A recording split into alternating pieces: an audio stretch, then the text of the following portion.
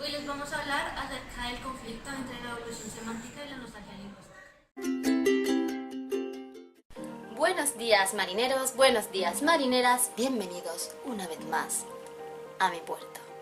Hoy vamos a hablar de la evolución que han tenido algunas palabras castellanas desde su inicio como palabras castellanas hasta hoy en día. No lo confundáis con etimología, ya que no voy a hablar de cómo ha evolucionado la palabra desde un idioma hasta otro, sino la evolución dentro del propio castellano. ¿Me seguís? Más o menos, en lugar de etimología, podemos llamar a esta sección evolución semántica. Resumiendo, y por si no ha quedado claro, voy a coger unas cuantas palabras del castellano antiguo, ver lo que significaban en su tiempo y compararlas con su significado actual, ¿vale? Vale. Bien, hoy voy a hablar de 19 palabras castellanas como eran antes y como son ahora, en cuestión de semántica, es decir, de significado. ¿Claro? Claro. Seguimos. A todo esto voy a intentar hacerlo por orden alfabético para seguir algún tipo de orden. ¿Seguimos? Sí. Palabra número 1. Apellido. Muy bien. Un breve repaso etimológico. Apellido viene del latín y significaba llamar repetidamente. Así pasó al castellano antiguo, donde podía significar apelar, invocar y también era el nombre de pila de alguien. Es decir, cuando alguien preguntaba ¿cuál es tu apellido? Pues tú decías Manolito. Total, con el tiempo pasó a formar parte del nombre de familia y no del nombre del sujeto en sí.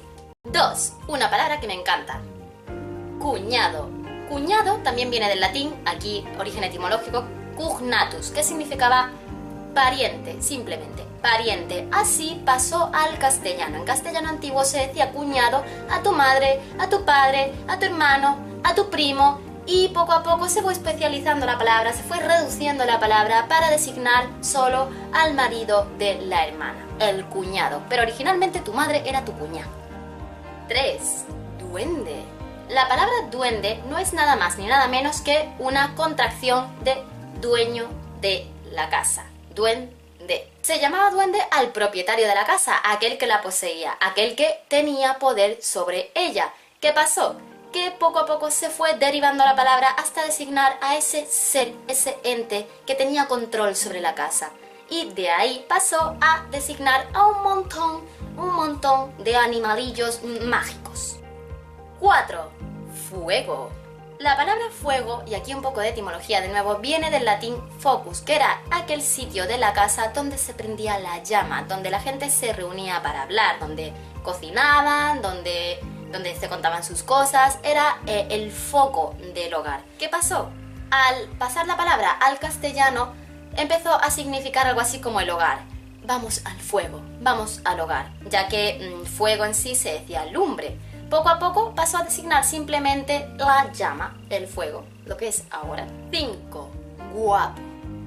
La palabra guapo, etimología, viene del latín vapidus, que significa hombre corrupto, inmoral. Esta palabra pasó al castellano antiguo como guapo, que significaba hombre valiente. Y de ahí poco a poco evolucionó de valiente a atractivo. Más o menos las cosas sabéis que a veces se confunden. 6. Idioma. Pues bien, en castellano antiguo se decía idioma a la manera particular de expresarse de cualquier persona. Háblame en mi idioma, háblame en mi jerga. Pero no significaba diferentes lenguas, simplemente la expresión individual del individuo. 7. Éxito. La palabra éxito ha conservado más su semántica en inglés que en el propio español. En el español antiguo, éxito era el final, la terminación de algo. No tenía ni por qué ser un buen final, no tenía por qué ser un mal final, era simplemente el éxito, el fin de algo. Poco a poco, el éxito empezó a tener una connotación positiva, llamando solo éxito a aquello que terminaba. Como personajes tenemos a Deborah de Cameron, que nació el 10 de noviembre de 1958 en Escocia. Es una lingüista feminista que actualmente y desde el 2004 trabaja en la cátedra de Rupert Murdoch en el campo de lenguaje y comunicación en la Universidad de Oxford. Murdoch nació en Australia el 11 de marzo de 1931.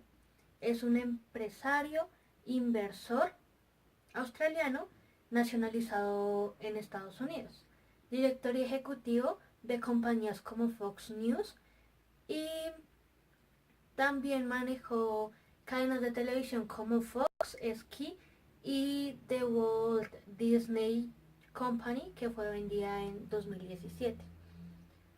William Labov nació el 4 de diciembre de 1927 en Rutherford, Estados Unidos. Es un lingüista norteamericano del Departamento de la Lingüística de Pensilvania y se le considera el fundador de la sociolingüística y su trabajo se ha centrado en la sociolingüística y en la dialectología. El siguiente autor es James Milroy. Nació el 4 de diciembre de 1933 en Portpatrick, en Escocia, pero creció en Gales. Murió en el 2017 y fue un lingüista británico pionero en el desarrollo de la sociolingüística. El primer tema es la evolución semántica.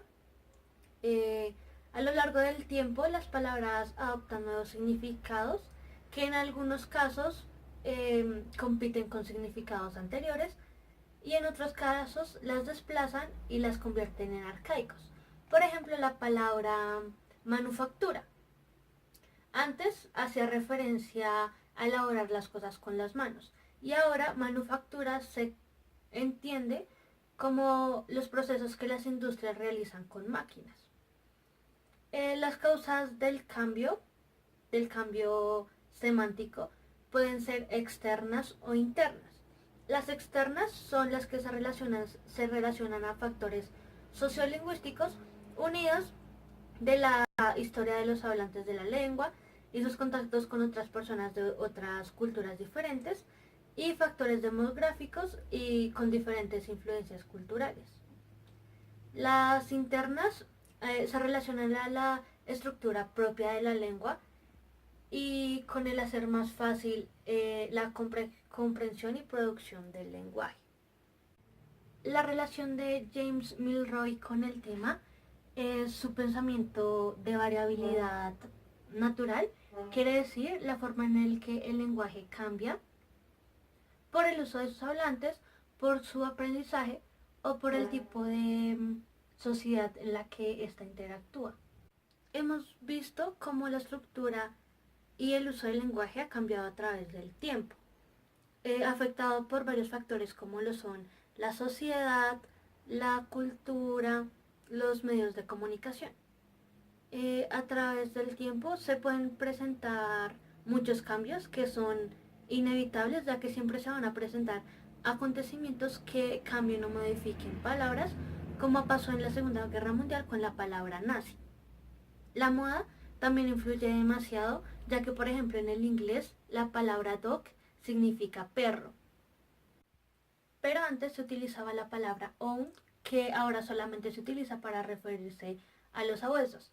Estos cambios pueden llegar a generar cierta incomodidad en algunas generaciones que no están de acuerdo con el cambio y que no entienden los factores que involucra la evolución de nuestro habla, generando una nostalgia lingüística en dichas generaciones que por lo general son generaciones que están conformadas por miembros de una alta edad. Comprensión y producción del lenguaje. La relación de James Milroy con el tema es su pensamiento de variabilidad natural, quiere decir la forma en la que el lenguaje cambia por el uso de sus hablantes, por su aprendizaje o por el tipo de sociedad en la que ésta interactúa. Hemos visto cómo la estructura y el uso del lenguaje ha cambiado a través del tiempo, afectado por varios factores como lo son la sociedad, la cultura, los medios de comunicación. A través del tiempo se pueden presentar muchos cambios que son inevitables, ya que siempre se van a presentar acontecimientos que cambien o modifiquen palabras, como pasó en la Segunda Guerra Mundial con la palabra nazi. La moda también influye demasiado, ya que por ejemplo en el inglés la palabra dog significa perro, pero antes se utilizaba la palabra own, que ahora solamente se utiliza para referirse a los abuesos.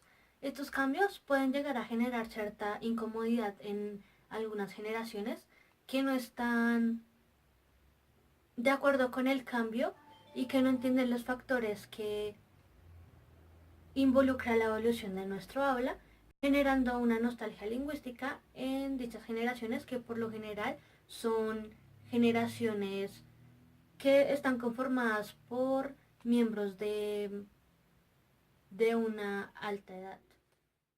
Yo les voy a hablar de la nostalgia lingüística, que hace referencia al anhelo o a la esperanza de que se vuelva a hablar como se hacía antes, como se hacía en la antigüedad.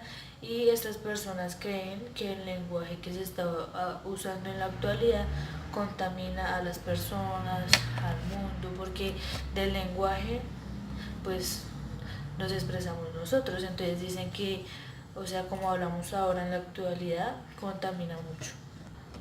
Las personas que sufren más de esta nostalgia lingüística son como las de mayor edad, las de la antigüedad, las que dicen que el lenguaje de antes era mejor que el de ahora, ya que es demasiado raro escuchar a una persona de la tercera edad decir que un joven está hablando bien o un joven se está expresando de una buena forma, ya que esto es como un capricho, por decirlo así.